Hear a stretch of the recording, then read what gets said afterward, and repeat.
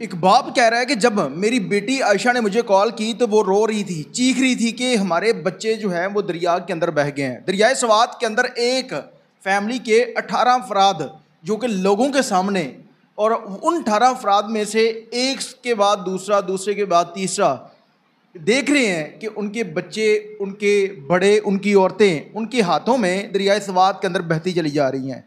वो लोग पुकार रहे हैं कि कोई आ जाए हमें बचा ले। तमाम तर मामले के ऊपर बहुत ज़्यादा लोगों ने बातें की। हुकूमत ने भी कहा कि ये सेल्फी लेने गए थे, लेकिन इस वाक़े की असल हकीकत क्या थी, इस वीडियो के अंदर तमाम तर तफसीलात आप लोगों के सामने रखने जा रहे हैं। नाज़रीन, आप देख रहे हैं 42 टीवी, मैं हूं आपका मेज़बान उमैर अली। नाज़रीन, दरियाए सवात के अंदर दो ख़ानदानों के 18 अफराद जो हैं वो बह गए हैं, जिनमें से चंद अफराद बच गए हैं और चंद अभी तक ये नहीं पता कि वो ज़िंदा हैं या मर गए हैं। अगर वो मर गए हैं तो वो कहाँ हैं, अगर वो ज़िंदा हैं तो वो कहाँ हैं।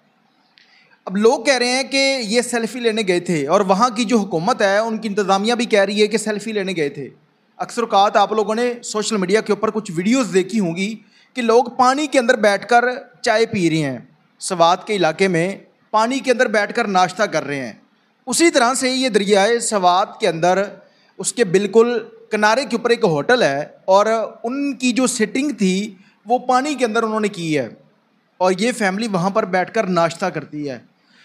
अब ये लोग नाश्ता कर रहे थे और अचानक पानी का एक बड़ा रेला इनको अपनी लपेट में ले लेता है, और ये अपनी जान बचाने की खातर उस टीले के ऊपर जाकर खड़े हो जाते हैं जहाँ पर इनको लगा कि शायद हमें कोई बचा लेगा। लोग देख रहे हैं, तमाशा देखा जा रहा है। लोग कह रहे हैं कि 15 मिनट की मसाफत पर 1122 को ऑफिस है, वो आ रहे हैं, लेकिन 1 से सवा घंटे तक वो इंतज़ार करते रहे और वहाँ पर कोई मदद को नहीं आया। एक बाप जिसने अपने बेटे को कंधे पर बिठाया हुआ है, उसकी सोच थी कि शायद अगर मुझे कुछ हो जाता है तो मेरा बच्चा बच जाएगा, लेकिन पानी का बहाव इतना तेज़ था, इतना तेज़ था कि हर मिनट उनके लिए वो मौत का पैगाम ला रहा था। और वो लोग देख रहे हैं, लोग खड़े हुए उन लोगों को देख रहे हैं, आवाज़ें दे रहे हैं, और वो अपनी मदद के लिए पुकार रहे हैं, लेकिन लोग वहाँ पर पीछे खड़े होकर देख रहे हैं कि कोई शख्स उनकी मदद को नहीं आ रहा। पानी का बहाव इतना तेज़ था, इतना तेज़ था कि वहाँ पर उनकी मदद के लिए एक आम शख्स जो कि पानी के अंदर तैर लेता है, वो जाकर उनको बचा नहीं सकता, कुछ नहीं कर सकता। उनके साथ बच्चे भी थे, औरतें भी थी, और वो वीडियो सोशल मीडिया के ऊपर बहुत ज़्यादा वायरल है। अब जैसे जैसे पानी का बहाव तेज़ हुआ, वो मट्टी का जो टीला था जिसके ऊपर वो खड़े थे, वो पानी के अंदर बहता गया, बहता गया। बिलाखिर वो तमाम के तमाम लोग पानी के अंदर बह गए, और वो अपने प्यारों को पानी के अंदर डूबता हुआ देख रहे हैं कि हमारी बच्चा पानी के अंदर जा रहा है, औरत पानी के अंदर जा रही है, भाई पानी के अंदर जा रहा है, बाप पानी के अंदर जा रहा है, और तमाम के तमाम लोग जो थे वो पानी के अंदर बह जाते हैं। 1 से सवा घंटे के बाद रेस्क्यू आती है, और वो आकर कह रहे हैं कि हम मतलब इनको किस तरह से बचाएं, हमारे पास हफाजती कोई इस तरह का सामान नहीं है कि हम इतने पानी के तेज़ बहाव के अंदर जो है वो उनको जाकर बचा सकें। अब वो लोग पानी के अंदर बह गए, कुछ मर गए जिनकी लाशें मिल गई, कुछ अभी तक जो है वो उनकी पता ही नहीं है कि वो ज़िंदा है कि मुर्दा है, और अगर वो मुर्दा हैं तो वो कहाँ पर हैं, अगर वो ज़िंदा हैं तो वो किस हाल में है।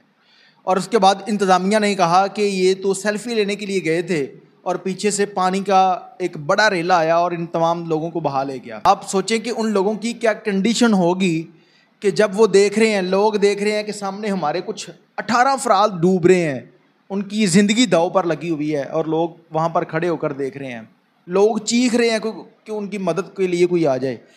लेकिन वहाँ की इंतज़ामिया जो थी, उन्होंने सीधा सीधा इल्ज़ाम उनके ऊपर लगाया कि ये लोग सेल्फ़ी लेने के लिए गए थे और पानी का बहाव तेज़ था और इनको बहा ले गया। अगर वो गलत इस वजह से होते कि वो पानी चल रहा था, वो पानी के अंदर से गुजर कर जाते, दफ़ा 144 नाफद हो तो उस पर यह होता है कि कोई शख्स बाहर नहीं निकलेगा, या इस जगह पर दफ़ा 144 नाफद है तो कोई शख्स उस तरफ नहीं जाएगा।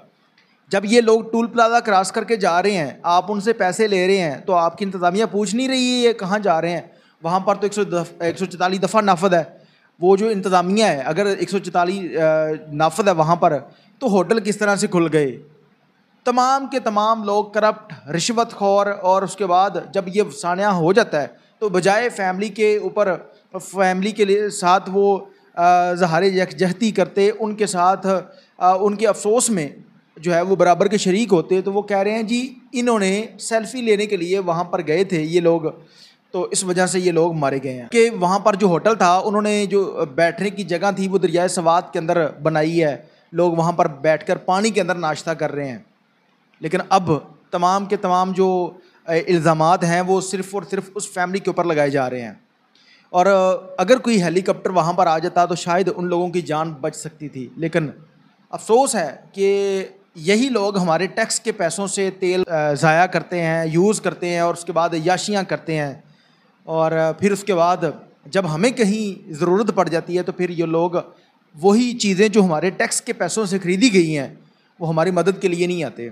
जिस तरह से ये जो फैमिली है इनका तल्लक डस्का और सियालकोट से है, और ये 2 ख़ानदानों के लोग थे, 18 अफराद है। जब फैमिली के बुज़ुर्ग जो थे उनसे बात की गई तो उन्होंने बताया कि हमारी बेटी आयशा और जो शहबाज उनका दामाद है उसने कॉल की और वो चीखों पुकार कर रहे थे, दाड़े मार रहे थे कि हम लुट गए, हम मारे गए, हमारी फैमिली के तमाम लोग पानी के अंदर डूब गए हैं। आप सोचें कि उस पूरे इलाके के ऊपर, उस पूरे घर के ऊपर, उस पूरी फैमिली के ऊपर क्या सूरत हाल होगी। क़यामत का समय, क़यामत टूट पड़ी उन लोगों के ऊपर जिनकी फैमिली के 18 अफराद, जिनमें से सिर्फ चंद लोग बचे हैं और बाकी तमाम के तमाम लोग पानी के अंदर बह गए हैं। कोई पता नहीं है वो कहाँ हैं, ज़िंदा हैं, मर गए हैं। मेरी तमाम के तमाम अवाम से गुजारिश है कि इस तमाम तर मामले के ऊपर आवाज़ उठानी चाहिए कि ये जो हुकूमती इदारे हैं ये तनख्वाहें हमारे पैसों से लेते हैं, अयाशियाँ हमारे पैसों से, और उसके बाद अगर दफ़ा 144 नाफज थी तो उसके ऊपर इम्प्लीमेंट क्यों नहीं हुआ। अब देखते हैं कि हुकूमत इन लोगों को इंसाफ क्या देती है। कमेंट सेक्शन के अंदर अपनी राय का इज़हार ज़रूर कीजिएगा और इसके साथ ही अपने में उमैर अली को इजाज़त दीजिए और देखते रहिए 42 HT TV। अल्लाह।